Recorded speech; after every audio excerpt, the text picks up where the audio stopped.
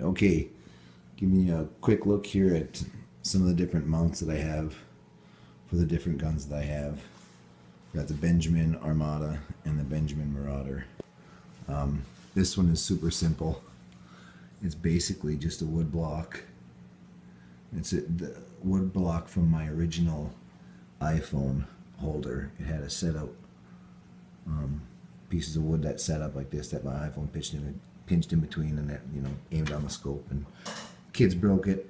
Anyways, this piece was still the right size for sliding down there. So what I went and got is some of this floor trim.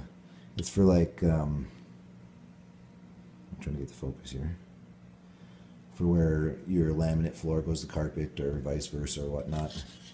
And it's aluminum. It's relatively inexpensive. It's cheap. There isn't much to it. It's flexible, but yet still decently durable. This camera that I bought is pretty light. There's not a whole lot to it, so it doesn't really have to hold up a whole lot of weight. But anyways, this is what I used. My neighbor had it as scrap and just gave it to me, so it didn't cost me anything. I don't know the actual cost because it was free to me. So I used it. I did trim it down a little bit, you see on this one here and on this one here. But for this one here, I left it thicker, give it a little bit more tension. Anyways, I also picked up from the hardware store some 3/8 inch bolts, all different lengths. I think this is a 3 inch, this is a 2.5 inch, and this is a 4 inch.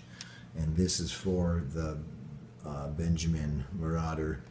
The 3/8 inch bolts fit perfectly down inside of the cheek well mounts, and with a tiny little adjustment of the screw here, you can loosen and tighten and raise and lower and even position forward, backward, side to side.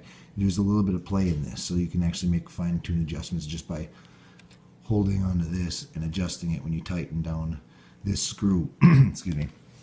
And then this one here I added as an extra support. I could have just, it's basically for fine tuning. I can raise and lower this, and it basically raises and lowers, pitches my camera a little bit. But it doesn't have to be there, but it's there. It makes it easier, a little bit more structurally sound. But again, this one is just pushed down, wedged in there. I bent it over with my Leatherman vice grips. Took my time, bent it over, and actually it comes out relatively easy. And it looks like it's not in there very firm, but it's pretty firm. You can actually make fine-tuning adjustments with this too by adjusting it side to side, or you can tap it in a little bit deeper or pull it out. But what I found to be the easiest way to adjust the scope, mounts, and camera to make everything focused and in line is to mount the camera where you've got it as far as in line and close, and then make adjustments to your scope by loosening up these and sliding your scope forward and backward, and using that to fine-tune your eye relief in between your camera and your scope, as well as adjusting the angles of your, because sometimes when you get down and locked in there, you're not square, you're kind of tilted on an angle off cant. Well, if your mount can't be easily bent, these ones can be easily bent and tuned so that the angle is correct. But I mean, if it's just slightly off and you don't want to take the time to be bending and tweaking, it's just so much easier to loosen up your screws and just slightly pitch your scope to square up inside of your crosshairs. But then you can also slide it forwards and backwards if you don't have your distance quite perfect on your original drill holes. It's a very simple and effective and easier way to adjusting your scope mount.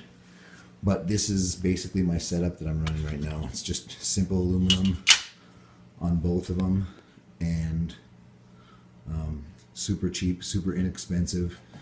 I'm a sucker for toilet paper tubes because they're free. A lot of these scopes are perfect diameter for the tube. I wouldn't even actually had to cut it. It would have been better if I didn't.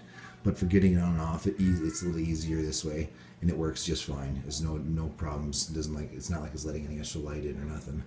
But hair ties and toilet paper tubes make perfect ways to seal off any light from the camera to the scope. Super easy, super simple.